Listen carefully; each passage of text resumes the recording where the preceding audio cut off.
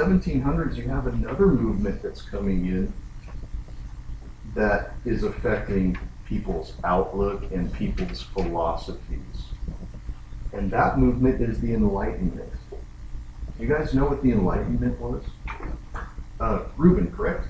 Yeah. What is it? They felt that something created the earth, but they didn't necessarily believe it might be of God, but something created it, and they believed in science and a little bit of religion. George Washington, Thomas Jefferson, Thomas Paine, all our founding fathers and Jesus were atheists. That's right, exactly what you said. We have the birth of enlightened thinking.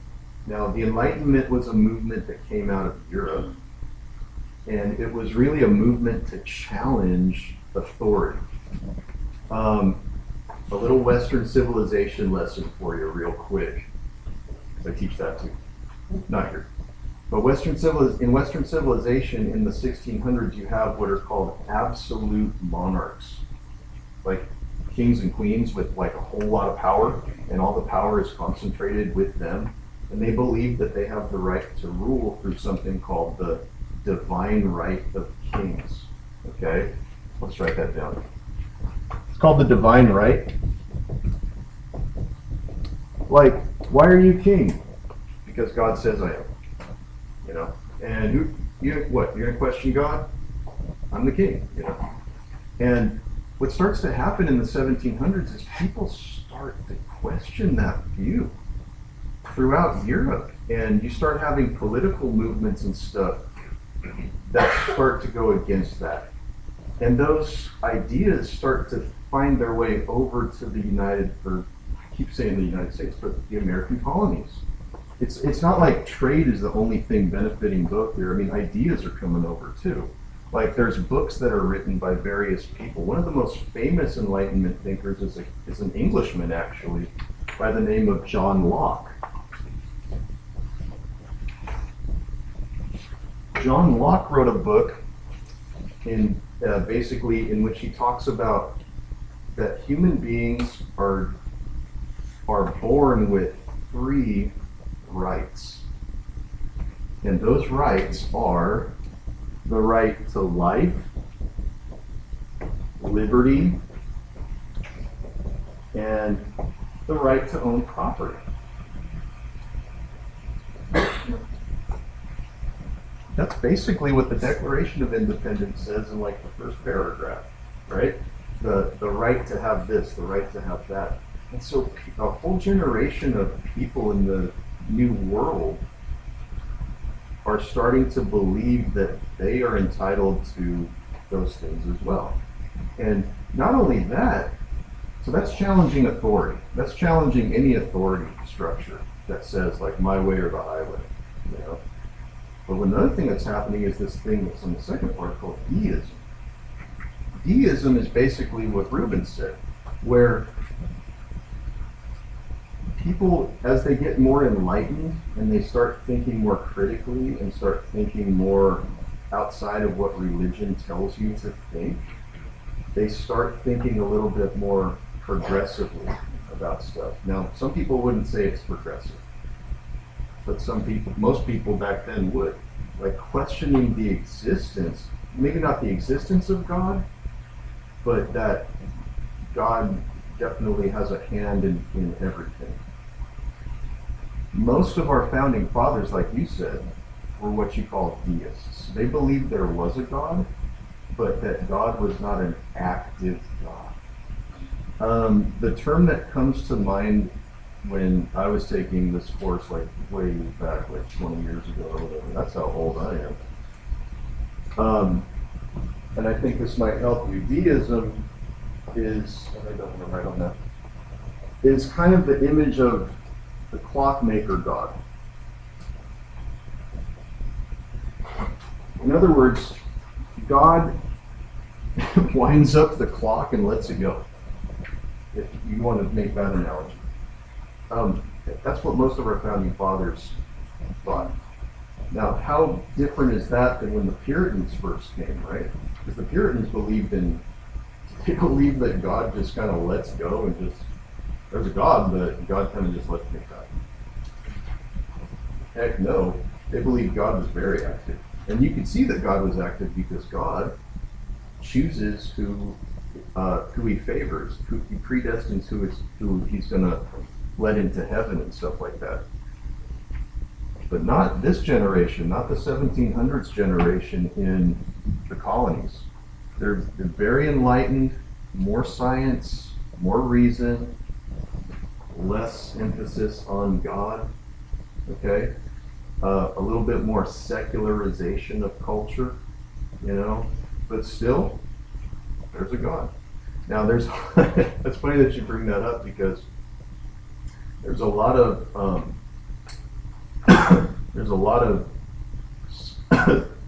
scholarly research, as I nearly choked to death here.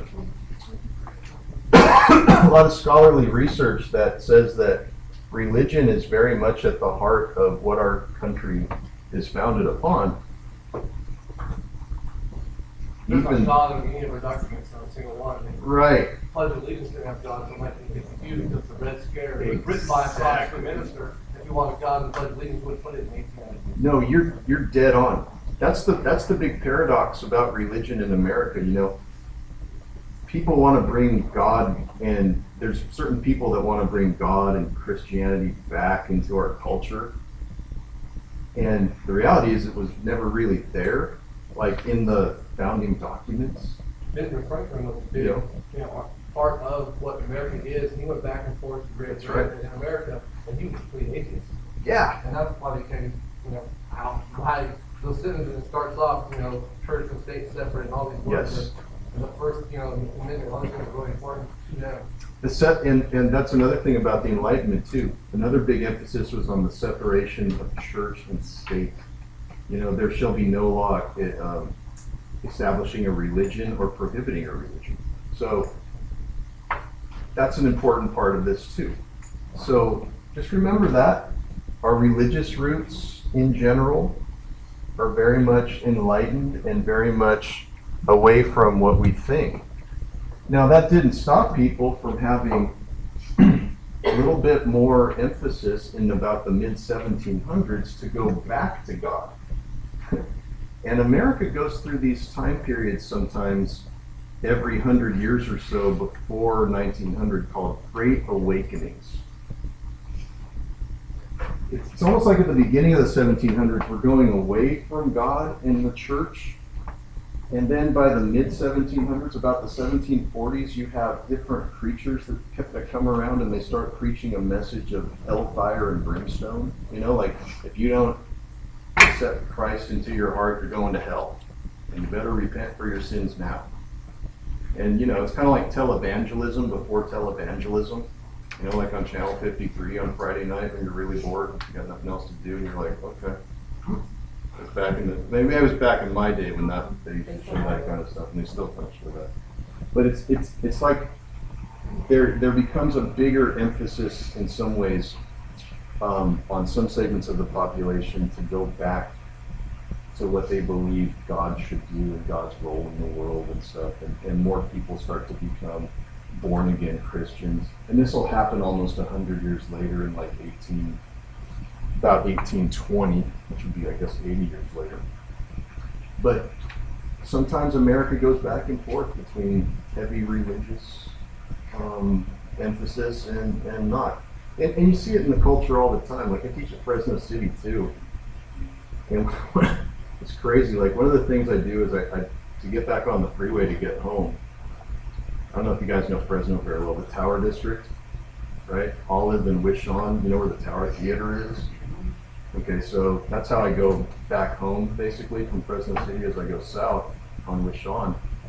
And right before 180, there's Planned Parenthood, which is like, Planned Parenthood does abortions, and that's not the only thing they do. But they also help with family planning and stuff like that. And there's always somebody out in the front with a big old sign that says, pray to end abortion. It's like one person. And I'm like, okay. That kind of shows, on the part of some, they want to go back to how things used to be, or they want religion involved in our policy and decision making, all this kind of stuff. So It's kind of interesting. So, all that is to say, we do have some unifying characteristics. So other unifying experiences too. Let's talk a little bit about the political situation as well. In the borderlands as well as colonial politics. And there's two points I want to make here. The first one is that we do have, in terms of how the British kind of relate to the colonies. I told you that the British allow a level of autonomy. Now, to a point, okay? They don't allow the colonies to run free, but what they do very well is they sometimes do meddle in the affairs of the colonists when they see fit. Like in the 1660s, for example, they passed a series of laws called the Navigation Acts. The Navigation Acts are designed to ensure that basically any ships coming out of the colonies go here to Great Britain. They don't go anywhere else.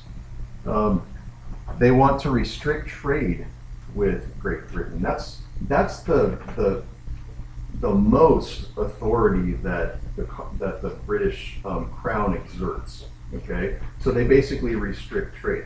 It's kind of like if America said to, trying to think of an example. America said to China, like, okay, China, you can only trade with us. And China would say, are you crazy?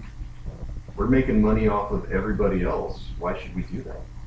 But if they agreed to that, that would be what they would try to do. And that's what the British Crown wants to do, is to try to ensure trade by restricting it, colonies only to sell to them, okay?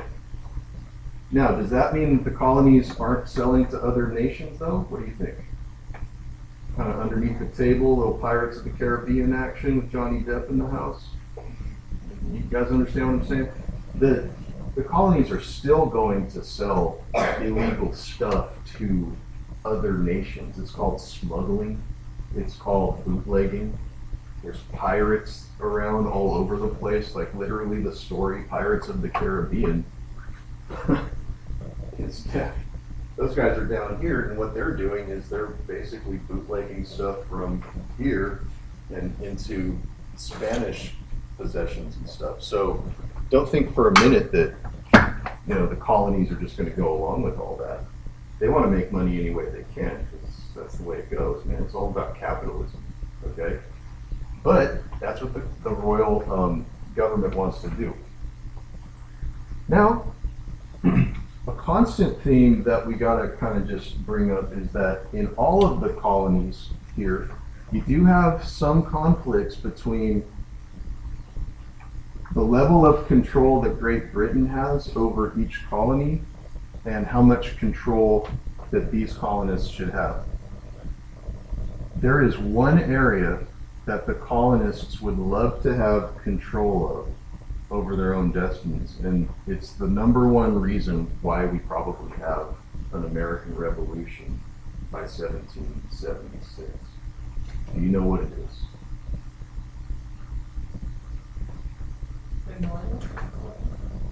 No. The colonies don't have a revolution just for fun.